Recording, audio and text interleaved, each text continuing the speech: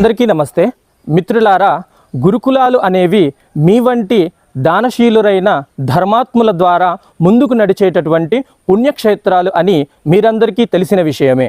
ఈ క్రమంలో నాందేడ్ మహారాష్ట్రకు చెందినటువంటి గణేష్ కదం గారు మరియు బాలాజీ సావంత్ ఈ ఇరువురి భగీరథ ప్రయత్నంతో ఈ మల్లస్తంభం మా దయానంద వేద గురుకులానికి చేరినది. వీరి ఇరువురి కుమారులు ఈ గురుకులమునందు వేద విద్యను అభ్యసిస్తున్నారు. గణేష్ కదం గారి కుమారుడు పతంజలి కదం మరియు బాలాజీ సావంత్ గారి కుమారుడు గణేష్ కదం. ఈ ఇద్దరి విద్యార్థుల విశిష్టత ఏమిటంటే, హరిద్వార్ పతంజలిలో గత సంవత్సరం జరిగిన ఎంట్రన్స్ ఎగ్జామ్లో ఇద్దరు కూడా ఫస్ట్ మార్క్స్లో పాస్ అయ్యారు. కానీ ఒక కారణవశాత్తు ఈ గురుకులాన్ని చూసిన తర్వాత ఈ గురుకులం తప్ప మేము వేరే గురుకులంలో చదువుకోము అనుకుంటూ మొండి పట్టుతో తల్లిదండ్రులనే ఒప్పిస్తూ ఈ గురుకులంలో వీరు వేద విద్యను అభ్యసిస్తున్నారు. ఈ గురుకులంలో ఈ ఇద్దరు పిల్లలను చేర్చినప్పటి నుంచి వారి కోరిక ఒకే ఒకటి. అది ఏమిటంటే, ఈ మల్లస్తంభాన్ని గురుకులానికి దానంగా మీకు ఇస్తాము అని. కానీ ఎన్నో కారణాల వశాత్తు అది అలా ఆగుతూ వచ్చింది. కానీ అనుకోకుండా ఈరోజు ఆ కళ నెరవేరింది. వారు అనుకున్న విధంగా మల్లస్తంభాన్ని గురుకులం వరకు చేర్చగలిగారు.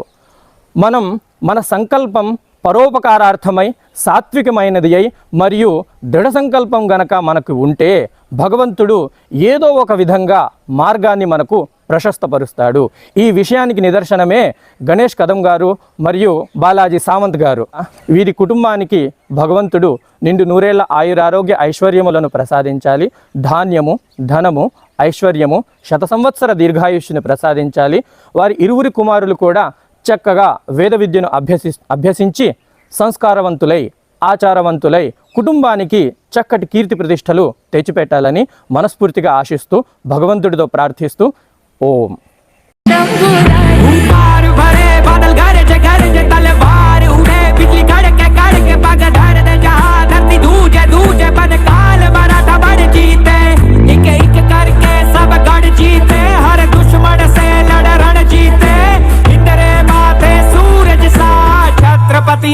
शिवा चमके तेज तिलक तलवार शिवाजी ओ शंभू